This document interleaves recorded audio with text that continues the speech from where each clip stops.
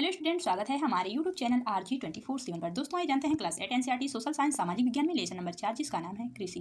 तो आइए देखते हैं इसमें। गुरप्रीत, मधु और टीना। गुरप्रीत, मधु और टीना एक गांव से गुजर रहे थे। वहां उन लोगों ने एक किसान को खेत की जुताई करते हुए देखा। किसान ने उन लोगों से कहा कि वह गेहूं की बुआई करने जा रहा है और मृदा को अधिक उपजाऊ बनाने के लिए अभी खाद डाला है। उसने बच्चों से कहा कि गेहूं मंडी में अच्छी कीमत पर बिकेगा, जहां से उसे आटे में परिवर्तित करके कारखाने में डबल रोटी और बिस्कुट बनाने के लिए ले जाया जाएगा। पौधे से परिष्कृत उत्पादन के रूपांतरण में 3 प्रकार की आर्थिक क्रियाएं सम्मिलित हैं। ये प्राथमिक, द्वितीयक और तृतीय क्रियाएं हैं। प्राथमिक क्रियाओं के अंतर्गत उन सभी क्रियाओं को शामिल किया जाता है जिनका संबंध प्राकृतिक संसाधनों के उत्पादन और निष्कर्षण से है। कृषि, मत्स्यन और संग्रहण उनके अच्छे उदाहरण हैं। द्वितीय क्रियाएं इन संसाधनों के प्रसंस्करण से संबंधित हैं। इस्पात विनिर्माण, डबल रोटी पकाना और कपड़ा बुनना इन क्रियाओं के उदाहरण हैं। तृतीय क्रियाएं प्राथमिक और द्वितीय क्षेत्र को सेवा कार्यों द्वारा सहयोग प्रदान करते हैं। यातायात, व्यापार, बैंकिंग और बीमा, विज्ञापन तृतीय क्रियाओं के उदाहरण हैं। बच्चों को समझाता हुआ किसान, चित्र में देखिए। आइए देखते हैं आगे। शब्द की उत्पत्ति। एग्रीकल्चर शब्द की उत्पत्ति लैटिन शब्दों एगर या एग्री, जिसका अर्थ मृदा, और कल्चर, जिसका अर्थ कृषि करने, से हुई है। कृषि कृषि एक प्राथमिक क्रिया है। फसलों, फलों, सब्जियों, फूलों को उगाना और पशुधन पालन इसमें शामिल हैं। विश्व में 50% लोग कृषि से संबंधित क्रियाओं में संलग्न हैं। भारत की 2/3 जनसंख्या अब तक कृषि पर निर्भर है। अनुकूल स्थलाकृति, मृदा और जलवायु की कृषि क्रियाकलाप के लिए अनिवार्य है।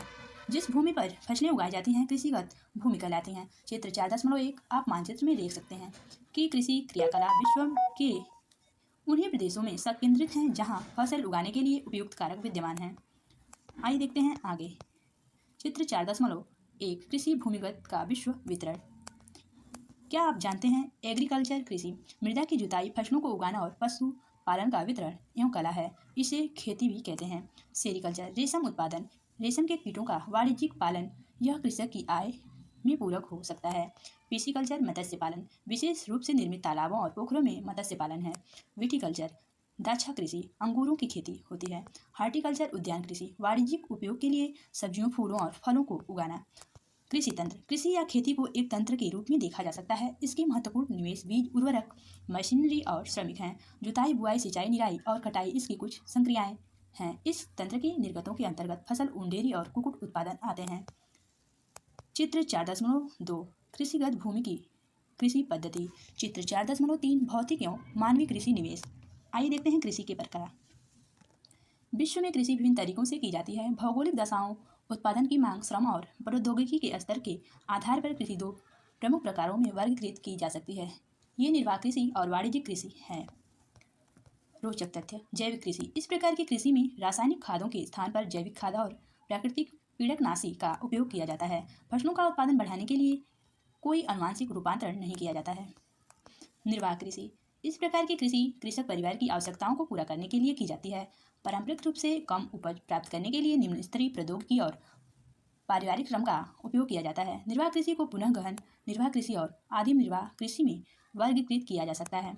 गहन निर्वाह कृषि में किसान एक छोटे भूखंड पर साधारण औजारों और श्रमिक अधिक श्रम से खेती करता है। अधिक धूप वाले दिनों से युक्त जलवायु और उर्वर मृदा वाले खेत में एक वर्ष से अधिक फसल उगाई जा सकती हैं। 4 मुख्य फसल होती हैं। अन्य फसलों में गेहूं, मक्का, दलहन और तिलहन शामिल हैं।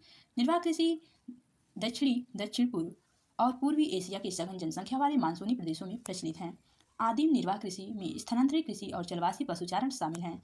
आइए देखते हैं आगे। स्थानांतरित कृषि अमेजन वेनिस के सघन वन क्षेत्रों, उष्णकटिबंधीय दक्षिण अफ्रीका, दक्षिण पूर्व एशिया और उत्तर पूर्वी भारत के भागों में प्रचलित हैं। ये भारी वर्षा और वनस्पति के तीव्र पुनर्जनन वाले क्षेत्र हैं। वृक्षों को काटकर और जलाकर भूखंड को साफ किया जाता है, तब रात को मृदा में मिलाया जाता है तथा मक्का, रतालू और कसावा जैसी फसलों को उगाया जाता है। भूमि की उर्वरता की समाप्ति के बाद वह भूमि छोड़ दी जाती है और कृषि नए भूखंड पर की जाती है।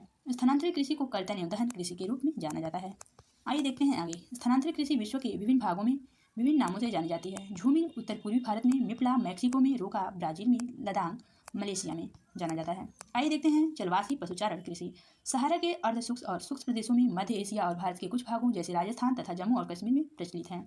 इस प्रकार की कृषि में पशुचारक अपने पशुओं के साथ चारे और पानी के लिए एक स्थान से दूसरे स्थान पर निश्चित मार्गों में घूमते हैं। इस प्रकार की गतिविधि जलवायु बाधाओं और भूभाग के प्रतिक्रिया स्वरूप उत्पन्न होती है।